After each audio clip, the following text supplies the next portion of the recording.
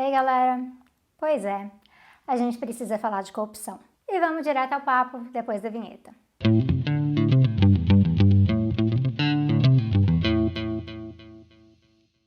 Corrupção é um tema que o brasileiro associa diretamente com política o tempo todo, claro, mas precisamente associa com político. Político ladrão, a roubalheira, a mamata, propina, acordão, roubo de merenda, mensalão, mensalinho, trensalão.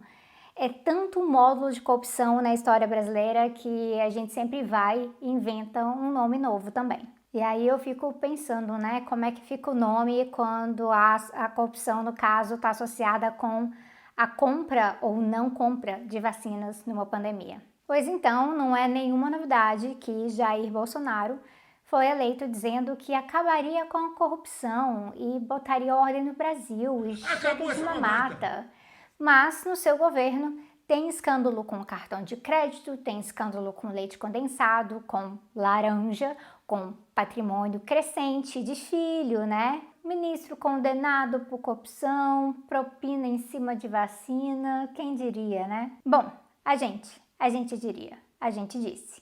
A gente avisou que a postura anticorrupção do Bolsonaro era uma farsa, mas esse não é um vídeo de eu avisei. Os vídeos de aviso, na verdade, foram todos feitos previamente em 2018 e estão disponíveis aqui no canal. Esse aqui é um vídeo de para de cair nesse papo moralista e mentiroso de combate à corrupção que, na verdade, normaliza a corrupção. Vou explicar melhor. É assim, há muito tempo se propaga a ideia de que a corrupção ela é um defeito moral, ela é coisa de político desonesto, coisa de gente sem caráter, e que isso é tão comum porque o sistema político ele é um sistema ali que deixa a coisa fácil demais, facilita o roubo. Tá tão perto ali para a pessoa desonesta chegar e cair em tentação. Fica simples demais para essa galera. Só que um problema dessa visão é que ela trata como se tivesse de um lado gente desonesta e aí do outro lado que tem a máquina do Estado, que é uma máquina frágil e muito fácil de ser burlada. E aí vocês já perceberam que se fala muito da pessoa que é corrupta e muito pouco da pessoa ou entidade que é corruptora? Para o ato de corrupção se concretizar, você precisa dos dois. Você precisa de gente se beneficiando mutualmente. Se um lado propõe propina e o outro não aceita, o lado que propôs continua sendo um lado corrupto, porque a proposta em si, o próprio ato de propor, é um ato corrupto. Mas se o outro lado não aceitou a propina e atrapalhou a concretizar o ato de corrupção, esse outro lado, naquele momento, não faz parte dessa lógica. Então você tem corruptos e corruptores, quem é corrupto também é corruptor e vice-versa. Só que tem uma outra coisa aqui também. Muitas vezes a gente pensa que a corrupção é algo que envolve necessariamente alguma transferência de dinheiro. Porque o exemplo da propina, ele é sempre muito forte na nossa mente, ele é muito óbvio, ele acontece com muita frequência. Então a gente vai e acaba pensando assim. Mas a corrupção, ela envolve beneficiar o outro de uma forma antiética, que pode ou não ser vista pela justiça como algo ilegal. E é por isso que muito caso de corrupção não vira uma situação criminal, ou até vira uma situação criminal, mas na verdade não dá em nada. Porque aquela manipulação corrupta do espaço político pode acontecer de várias formas. E a questão é que por muito tempo a direita tradicional dominou o discurso anticorrupção. Mesmo sabendo que a direita é tão corrupta quanto aquelas vezes em que nós identificamos corrupção na esquerda, a direita conseguiu a proeza de associar a imagem da esquerda com corrupção, porque ela fez isso associando a corrupção à existência do setor público, à gestão pública em si. E aí isso foi esperto demais por parte deles, porque nós sabemos que a esquerda é muito mais associada com o público e a direita com o privado. E aí com isso eles conseguem criar um pânico e justificar mais privatização, dizendo que só tinha corrupção porque tinha dinheiro público no meio, estão roubando o povo e coisas assim, como se o setor privado não estivesse roubando o povo.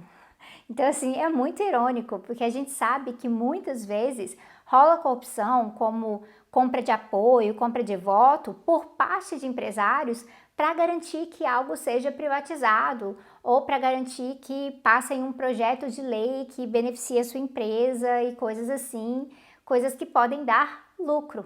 E aí o fato é que se a corrupção é algo muito grave que afeta o setor público e o dinheiro público, gente, no setor privado ela faz parte dos negócios do dia a dia. Eu vou aqui pegar um exemplo para explicar melhor.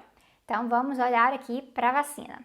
Então imaginem só se fosse determinado que numa pandemia não tem essa coisa de patentear a vacina não. E aí as empresas iam falar, não tem interesse em desenvolver essa vacina.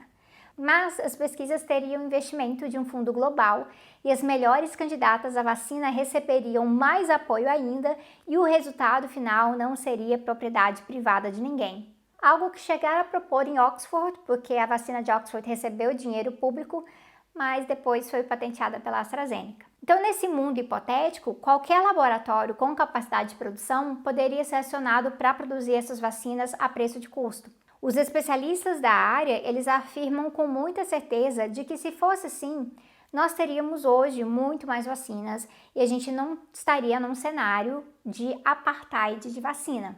Vacina sobrando em alguns lugares e faltando na maior parte do mundo. Mas aí entra uma outra questão também. A vacina ser propriedade privada, como patente, significa que a maioria das vacinas é mediada por empresas. E sendo por empresas mediadas pelo capital privado e até o capital financeiro, quando a gente olha para as ações das farmacêuticas envolvidas. Gente que ganhou dinheiro sendo acionista, comprando ações, investindo nessas farmacêuticas. Então, se vacina fosse pública, teria sido tão fácil assim excluir a maioria dos brasileiros de receber vacina o quanto antes? Dependeria tanto de um governo que, na verdade, tem a vida das pessoas como zero prioridade? E seria tão fácil assim esses esquemas que foram denunciados recentemente de pedido de propina por dose, ou gente vendendo vacina e abrindo empresa para mediar transação de vacina? Faria sentido se vacina não fosse propriedade privada? E aqui quando eu falo de gente, estou falando de gente envolvida no governo ou parceira do governo, né? Então, pois é. A corrupção, ela fica muito mais fácil quando tem propriedade privada no meio, porque com a propriedade privada você tem um processo de poder garantir lucro, ou tentar garantir lucro. Então, seja porque é corrupção em cima daquilo que é propriedade privada, como no caso da vacina, ou porque tem empresários que podem expandir o seu mercado com isso, como quando é corrupção para uma construtora ganhar uma licitação muito especial que vai gerar muitos anos de lucro, coisas assim. E aí isso significa que a gente tem que parar de olhar para a corrupção como um mero defeito moral. Claro que quem é corrupto tem valores éticos diferentes e problemáticos. Imagina quem é corrupto colocando mais vidas em risco numa pandemia. Mas existe todo um sistema por trás disso que permite que a corrupção se torne quase que uma regra e esse sistema, né, ele se fortaleça com o sistema capitalista. Então, corrupção onde não há possibilidade de lucro é muito mais uma troca de favores pontual, individual, do que o que a gente realmente vê nos tipos de corrupção mais presentes na sociedade, mais danosos, a corrupção que atravessa camadas e setores inteiros, essa corrupção que vira regra, que inclusive faz muita gente achar que o Brasil é um caso muito especial nisso, mas corrupção é um problema generalizado. Então, nós temos que entender que sim, tá certo associar a corrupção com política, mas a gente tem que politizar isso, porque corrupção é uma questão política. E aí no seu artigo sobre isso, meu amigo Ben Fogel, ele explica que a corrupção é uma forma de privatizar a vida pública. E aí ele fala que é uma estratégia política usada para permitir que atores privados exerçam influência sobre as instituições ou o Estado. E é por isso que a corrupção é um problema de direita e de esquerda também. Mas é a esquerda que tem a obrigação política, por conta do seu projeto de emancipação, assim espero, de ser a maior combatente da corrupção e, com isso, expor também como a direita tem manipulado o discurso anticorrupção ao seu favor para tirar vantagem, para promover cortes em gastos públicos, para promover o desmonte do patrimônio e também para crescer o setor privado. E muitas vezes, isso, usa o discurso anticorrupção, mas no fundo é corrupto também. Eu vou deixar o artigo do Ben aqui para vocês nas referências. É um artigo que está no site da Jacobin Brasil também, traduzido pela minha amiga Aline Klein. E além de outros materiais que também vou deixar nas referências, como sempre. Essa aqui é uma conversa longa, eu só trouxe um pedacinho da conversa para vocês, mas eu espero que entendam que é uma conversa para todos nós, uma conversa para vocês também. Uma tarefa que a gente tem de construir uma narrativa de ser o real combate à corrupção no Brasil. Porque realmente a maioria do que você ouve por aí sobre ser anticorrupção não tem isso como objetivo real. Nós estamos, infelizmente, no momento no Brasil em que a corrupção, além de ser totalmente internalizada nesse governo, ela também conseguiu se tornar mais e mais fatal. Atingiu níveis gravíssimos. Então, ou a gente toma controle do processo, ou a sede de ganho dos corruptos e corruptores vai terminar de tomar conta da gente. Tem muito mais coisa por trás que a gente precisa entender. No fundo, a corrupção, só a pontinha do iceberg. Deixa o seu comentário aí, se inscreve se não está inscrito ainda. Eu vejo vocês em breve.